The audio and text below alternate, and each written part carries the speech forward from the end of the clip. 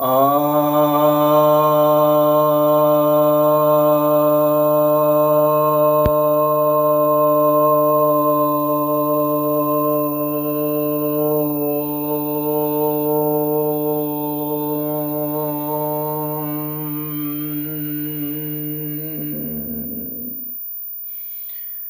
सभी भक्तजनों को सप्रेम नमन।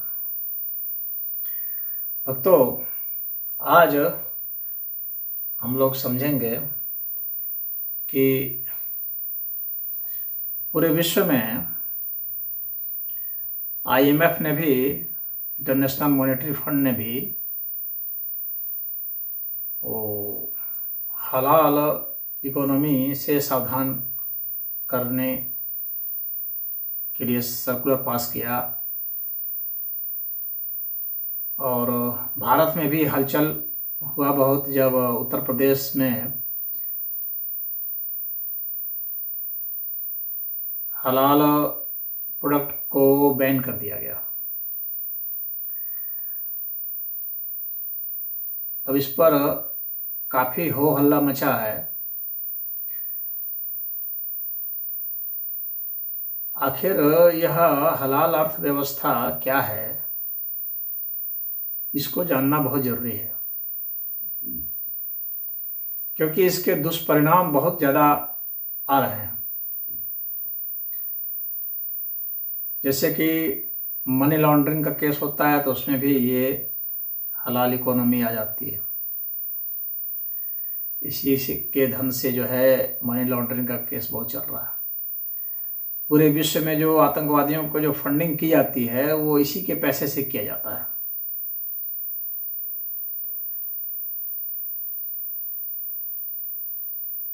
और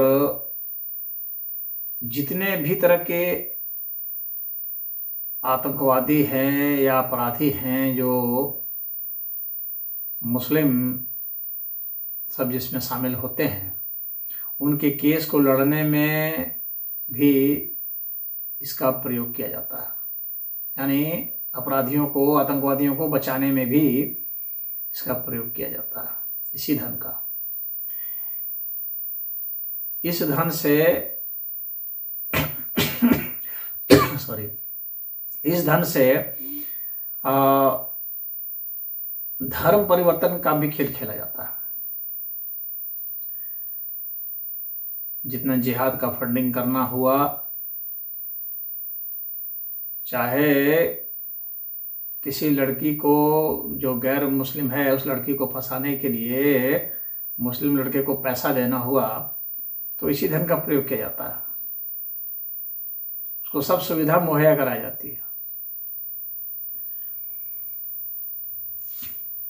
तो यह इतना बड़ा खेल चल रहा है। और जो गैर मुस्लिम हैं उनके बिजनेस को ठप करने के लिए भी इसका प्रयोग किया जाता है। और इस हलाल इकोनॉमी के जरिए जो गैर मुस्लिम हैं उनको मुसलमान बनाया जाता है। क्योंकि जगह अगर आपको क्योंकि यहाँ पर क्या है कि मोनोपोली स्थापित कर लेते हैं, उस ट्रेड में मोनोपोली स्थापित कर लिए, और उसके आधार पर जो है उसमें जो भी आना चाहेगा, काम करना चाहेगा, उसको कहेंगे कि भाई मुसलमान इस्लाम स्वीकार कर लो तो तुमको हम इसमें आने देंगे।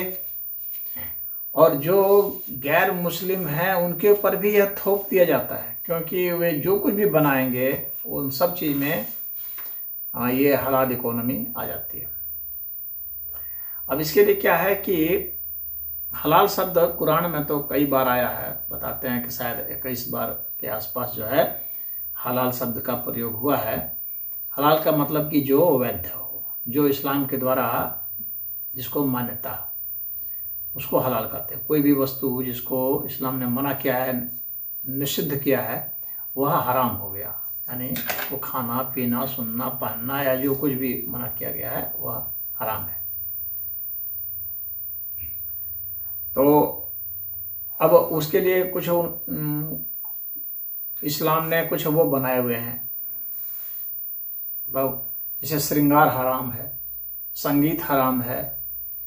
तो उसी तरह से कुछ खाद्य पदार्थों में भी कुछ हराम किए हैं। जैसे किसी का मीट जो है हराम है, जैसे जैसे सुअर का मीट है वो हराम है, उसको नहीं खाना है। बंदर है उसको नहीं खाना है, बंदर का मीट है, कुत्ते का मीट है, नहीं खाना है।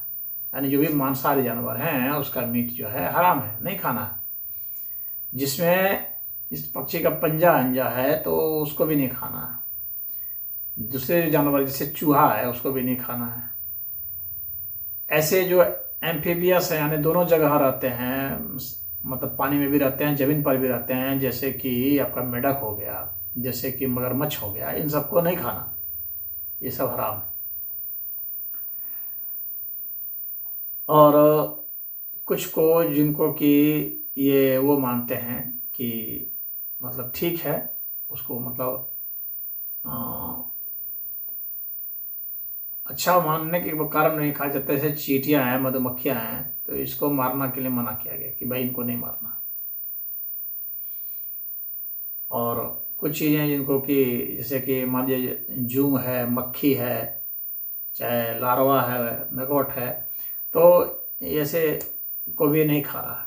तो इस तरह से है। कोई जैसे शराब पीना मना है, गांजा, भांग, चरस, ये सब मना है। तो वे दवाएं भी हराम हैं, जिसको यानी नहीं खा सकते, जिसमें कि शराब की कुछ भी मात्रा हो। तो इस तरह से ये कुछ व्याख्या भी करते रहते हैं, मौलाना मौलवी सब बताते रहते हैं कि ये हराम है, ये हलाल है, इस टाइप से बताते रहते हैं। तो जब तक इस तरह से बता रहे हैं तो भाई ठीक है, मुस्लिम के लिए तो अपना ठीक है भाई, मुस्लिम अपना जो चाहे सो खाएं, जो चाहे सो न खाएं, उसमें कोई बात नहीं है, किसी को कोई आपत्ति नहीं हो सकती। आपत्ति कब शुरू होती है? आपत्ति तब शुरू होती है जब ये सर्टिफिकेट देना शुरू करते हैं, यानी हलाल सर्टिफिकेट देना शुरू करते हैं कि ये हलाल प्रोडक्ट, यानी इसको खाया जा सकता है, इस्लाम में इसको पहना जा सकता है, यानी इस्लाम में इसका इस्तेमाल किया जा सकता है। उसका प्रमाण पत्र ये जारी, इन्होंने एक प्रमाण पत्र वाला सिस्टम निकाल दिया, बुद्धि लगाई है पैसा कमाने की, कि किस तरह से पैसा कमाया जाए, तो उसकी बुद्धि लगाई है कि तो है, और किस तरह से हम अपने को आगे बढ़ाया जाए, तो उसकी बुद्धि इन लोगों ने लगाई है। तो हुआ कि भाई जो हलाल प्रोडक्ट है, यानी जिसको प्रमाण पत्र मिल जाएगा हलाल का, वही वाला सामान हम लोग खरीदेंगे और वही वाला सामान हम लोग यूज करेंगे। तो अपने भीतर ही अगर रखते उस बात को, तो इसमें भी कोई बहुत ज्यादा लफड़ा नहीं था, लेकिन सर्टिफिकेट का ये पैसा भी लेते हैं। और इससे क्या होता है कि एक दुराव भी हो जाता है, बाजार में भेद हो गया। अब यहां पर भी एक परेशानी आ जाती है कि इसका मतलब है कि जिसको सर्टिफिकेट नहीं है हलाल का, उस प्रोडक्ट को मुस्लिम नहीं खरीदेगा। तो वैसी कंपनियां जो कि गैर मुसलमानों की है, वे कंपनियां अपने आप ही बाहर हो जाएगी कंपटीशन से वहां। तो कंपटीशन से बाहर करने का ये है एक रास्ता भी निकाल लिए। फिर ये हुआ कि भाई जो मुस्लिम देश हैं वहां पर जो है जो सामान जाएगा, तो वहां भी ये प्रमाण पत्र जो है इनका चाहिए। ऐसा सिस्टम वे सब अपना बना रहे हैं, ताकि प्रमाण पत्र यहाँ से जाएगा तो इसका मतलब है कि हमारे मुस्लिम लोगों ने ही इसको बनाया। और सिर्फ बनाया नहीं है, उसका एक सिस्टम है, उसका एक इन लोगों ने कोड बना रखा है कि किस तरह से, गाइडलाइंस बना रखा है कि किस तरह से वो देंगे। तो ये 1997 में ही इन लोगों ने गाइडलाइंस बनाई थी, CAC/GL24, इस तरह से इसका नाम रखा है। CAC अर्थात कोडेक्स एलिमेंटियस कमीशन, इस तरह से इन लोगों ने कमीशन बना रखा है। उसका GL मतलब गाइडलाइंस का।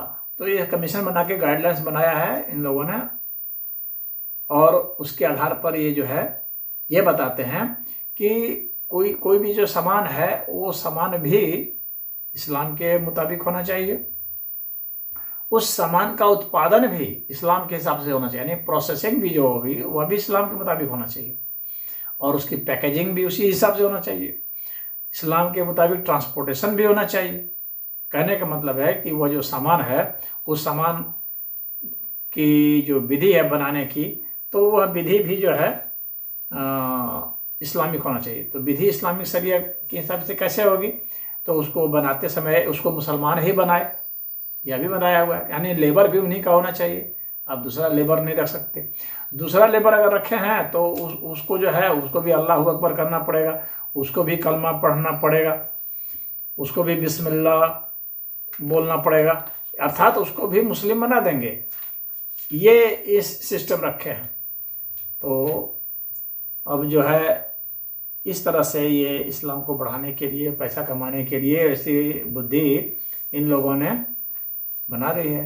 अब अल्लाह अकबर वो भी बोले तब तो प्रोसेसिंग में भी है, पैकेजिंग में भी है, पैकेजिंग भी ये मुसलमान ही करे, ट्रांसपोर्टेशन में भी, यहाँ तक कि अगर वो जो प्रोडक्ट है दूसरे से सट गया, दूसरे अन्य प्रोडक्ट से जो कि हलाल सर्टिफिकेट वाला नहीं है, तो भी यह जो है मान्य नहीं होगा। कहने का मतलब है कि पूरा का पूरा वर्चस्व, मोनोपोली इनका है। बेचने वाला भी मुसलमान हो, बनाने वाला भी मुसलमान हो, बनाने की विधि भी इस्लामिक हो, पैकेजिंग भी हो, सब कुछ जो है इस्लामिक ही होना चाहिए। अर्थात जो दूसरी कंपनियां हैं जो गैर मुस्लिमों के हैं, उनको भी मजबूर करेंगे कि इस्लामिक पद्धत को अपना लो, यानी मुस्लिम बन जाओ, या अपने यहाँ जो स्टाफ है उन सारे को मुसलमान को ही रखो और मुसलमान पूरे कंपनी में अल्लाह अकबर गूंजेगा। इनका ये जो है, इसके पीछे ये योजना, साजिश जो है इनकी इस तरह की है। और यह जो है ये हल्के फुल्के इकोनॉमी नहीं है। अब ये प्रोडक्ट बनाते हैं तो उसमें जो है जो निशान एक लगा देते हैं, हरे रंग का निशान लगा देते हैं। इस्लाम का तो निशान जान ही रहे हैं, हरे रंग का है, तो वे सब हरा रंग लगा देते हैं ताकि आसानी से आप पहचान सकें कि कौन है कौन नहीं है। हाँ, तो अब यह जो है प्रमाण पत्र जो दिया जाता है, तो उसमें बहुत, भारत में क्या है, भारत में तो कि कोई भी प्रोडक्ट सही है या नहीं है, खाने योग्य है या नहीं है, पहनने योग्य है नहीं है, उसके लिए तो भाई स्टैंडर्ड सब भारत की संस्थान है, भारत की सरकार है, प्रदेश की सरकार है, तो गवर्नमेंट उसको करती है। लेकिन इन लोगों ने आउट ऑफ गवर्नमेंट जा करके प्रमाण देने का अपना सिलसिला शुरू कर दिया। जैसे भारत में फूड सेफ्टी स्टैंडर्डाइज करने के लिए FSSAI है, food safety and standard authority of India, उससे अलग इन लोगों ने प्रमाणन का जो है एक फार्मूला अपना बना लिया, अपनी पद्धत बना ली। तो ऐसे बहुत सारी भारत में संस्थाएं हैं जो कि यही मतलब प्रमाण देने वाला काम कर रही है। जैसे जमात उल उलमा है दिल्ली में, हाँ, Jamiat Ulama e Hind Halal trust, global Islamic Shariyat service Nai Delhi, Taqwa advisory and Sharia investment Maharashtra, Jamiat Ulama e Maharashtra, Markazul Islamic Taleemi Paschim Bengal, Islamic centre for halal certification ये भी Paschim Bengal, prime certificate private limited new Delhi, LMS assistant service private limited Uttar Pradesh. ये सब जो है ये सब प्रमाण पत्र देते हैं और खूब पैसा ऐंठते हैं, यानी ये कागज पकड़ा देंगे, पैसा ऐंठ रहे हैं, आपको सर्टिफिकेट दे देंगे और बस अपनी जो है शर्त ला देंगे। तो सारी कंपनियां धीरे धीरे इनके गिरफ्त में आती जा रही हैं। अब इनके इस जाल को तोड़ना जो है पूरे विश्व की जो है एक बहुत बड़ी परेशानी हो गई है। और इनकी आय जो है कोई छोटी मोटी आय नहीं है, इनकी आय बताते हैं कि अरबों डॉलर हो चुका है विश्व स्तर पर। इनकी जो है माने बहुत बड़े बड़े जो देश है ना, उनकी जो कुल जो है उनकी जो इकोनॉमी है उससे भी बड़ी इकोनॉमी इन लोगों ने बना ली है। मतलब भारत की इकोनॉमी भी $4 ट्रिलियन पहुंची है और इनकी भी इकोनॉमी $4 ट्रिलियन के पहुंच गई है। तो समझ सकते हैं कि कितना, अब $4 ट्रिलियन ये सब सर्टिफिकेट कागज बांट करके इन लोगों ने पैसा बनाने का स्रोत बना लिया है। उन्हें बैठे बैठाए करना कुछ नहीं पड़े और पैसा इसी तरह से आ जाए, ये रास्ता इन लोगों ने निकाल लिया है। और जिसके पास इतना बड़ा फंड आ जाएगा वो तो पूरे विश्व में उत्पाद करेगा। तो विश्व के सभी देशों को सोचना पड़ेगा इस विषय पर कि जब तक यह बंद नहीं होगा तब तक जो है इनके पास धन की कमी नहीं होगी इस्लाम को बढ़ाने की। जो दिनार स्टैंडर्ड पत्रिका है उसने 2019 में प्रकाशित किया था। 2019 का डेटा मैं बता रहा हूं आपको, वो 3.6 ट्रिलियन डॉलर से अधिक हो गया था 2019 में ही। ये तो 23 चल रहा है। और उस समय का डेटा है कि इन लोगों ने ट्रेवल क्षेत्र में, टूरिज्म ये सब के क्षेत्र में जो है, इसने 17,700 करोड़ डॉलर कमा लिया था सर्टिफिकेट बन बांट के। और फूड एरेना में, फूड डिपार्टमेंट में इन लोगों ने 1,30,300 करोड़ डॉलर कमा लिया। 2019 की बात बता रहा हूं, 2019 में। और फाइनेंस क्षेत्र में इन लोगों ने 2,43,800 करोड़ डॉलर, फैशन के क्षेत्र में 27,000 करोड़ डॉलर, फार्मा मेडिसिन के क्षेत्र में इन लोगों ने 8,700 करोड़ डॉलर, कॉस्मेटिक्स के क्षेत्र में 6,100 करोड़ डॉलर। इतना ये सब कमाएंगे तो बताइए क्या करें।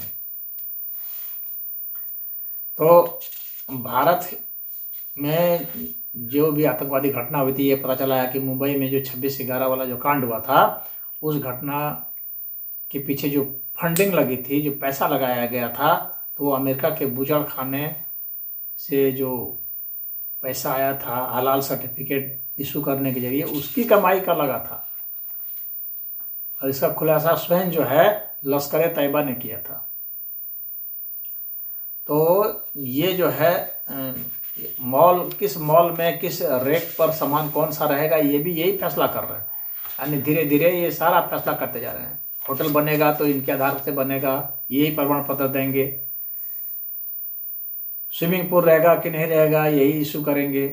कौन सी दवाई, हर दवाई में ये करेंगे, हाँ इसमें जो है शराब नहीं मिला है, इसमें गांजा नहीं मिला है, इसमें भांग नहीं मिला है, इसमें धतूरा नहीं मिला है, इसमें अफीम नहीं मिला है, इसका प्रमाण पत्र यही देंगे। तो जिसको भी अपनी दवाई बेचनी है वो इनको सर्टिफिकेट लेना पड़ेगा इनसे। जिनको भी मुसलमानों के बीच में बेचनी है, मुस्लिम राष्ट्रों में बेचनी है, तो उनको लेना पड़ेगा और मोटी रकम ये लेंगे। तो इस तरह से इनका नेटवर्क जो है बहुत बढ़ता जा रहा है। और इसी नेटवर्क को ध्वस्त करने के लिए योगी आदित्यनाथ ने पहल की। पूरे विश्व में पहली बार पहल की गई। किसी को हिम्मत नहीं हो रही थी, लेकिन इन्होंने पहल किया। परंतु इतने मात्र से तो कुछ होगा नहीं। ये एक कदम की शुरुआत जरूर है, लेकिन यह खेल बहुत बड़ा है। और गैर मुसलमानों के लिए यह एक जो है एक खतरे की घंटी है। उनकी इकोनॉमी को पंगु बना देने की योजना है। और बैठे बैठाए अरबों खरबों डॉलर, मैं डॉलर की बात बता रहा था, वो रुपये में नहीं, तो अरबों खरबों डॉलर जो है कमाने की प्लानिंग इनकी चल रही है। और उसके बाद कितना उत्पात होगा ये सोचा जा सकता है। अगर इस पर लगाम नहीं लगाया तो सरकार को सर्टिफिकेट जारी करने का अधिकार सिर्फ सरकार के पास होना चाहिए, किसी और के पास नहीं। किसी भी प्राइवेट अथॉरिटी को, रिलीजियस अथॉरिटी को, किसी को भी नहीं दिया जा सकता है अधिकार। तो ये गैर संवैधानिक क्रिया है भारत में, उसको भी यहाँ पर किया जा रहा है। कानून से ऊपर उठ करके ये कर रहे हैं, संविधान से ऊपर उठ करके कर रहे हैं। और ये जो अन्य मतावलंबी हैं, धर्मावलंबी हैं, उनको हर तरीके से ये नुकसान पहुंचाएंगे। तो इस पर बहुत गंभीरता से पूरे विश्व के नेताओं को और भारत को विशेषकर तो संज्ञान में लेना पड़ेगा। लिया जा रहा है, लेकिन अभी एक ही राज्य द्वारा लिया गया है। तो ये सारे इंडस्ट्री को इसी तरह से धीरे धीरे कैप्चर कर लेना चाहते हैं। एक अलग से समझ लीजिए कि जजिया टैक्स हो गया, या एक हलाल सर्टिफिकेट के नाम पर जजिया टैक्स लगा रहे हैं। तो इसकी गंभीरता को उम्मीद है कि लोग समझेंगे, इसकी आवाज़ को उठाएंगे, सरकार को भी जो है प्रेरित करेंगे। क्योंकि आखिर वे जो ले रहे हैं, सिर्फ वे ही नहीं ले रहे हैं, इतना ही नहीं, आखिर वे कहाँ से ले रहे हैं? कंपनियां उनको कहाँ से देंगी? वे कंपनियां जो है, जब वे पैसा लेंगे जितना, तो वो पैसा कंपनियां क्या करेंगी कि वो उपभोक्ता से लेंगी, यानी हम लोगों को वो पैसा देना पड़ेगा टैक्स के रूप में। कंपनियां जो है दाम बढ़ा देगी, क्योंकि कंपनियों को तो क्या लेना देना है बहुत, वो तो पैसा वहाँ उसको जितना देंगे उतना जो है प्रोडक्ट में ऐड कर देंगे कि इतना जो है हो गया, तो वो पैसा फिर हम लोग से लिया जाएगा। तो गैर मुसलमानों को यह पैसा भी देना पड़ेगा, और उसके बाद वह जो पैसा दे करके, अपने ही पैसे को दे करके, फिर अपने पैसे से के जरिए जो है उनका डंडा भी खाना पड़ेगा, और नौकरी से भी निकाल दिया जाएगा। यानी जितने भी मीट इंडस्ट्रीज हैं, ये सब हैं, तो वहां से धीरे धीरे धकेलिए जा रहे हैं, कॉस्मेटिक्स इंडस्ट्री से धकेलिए जा रहे हैं, फार्मा इंडस्ट्री से धकेलिए जा रहे हैं। इस तरह से ये सब निकाल दिए जाएंगे, तो सब बेरोजगार होकर के घूमेंगे, उनके ही लड़के रोजगार पाएंगे और गैर मुसलमानों के नहीं रोजगार पाएंगे। तो लाचारी में लोगों को अपना धर्म परिवर्तन करना पड़ेगा। यह सिस्टम इन लोगों ने बनाई है। तो ये काफी गंभीर संवेदनशील विषय है और इस पर सजग रहने की सबको जरूरत है। हरि ओम।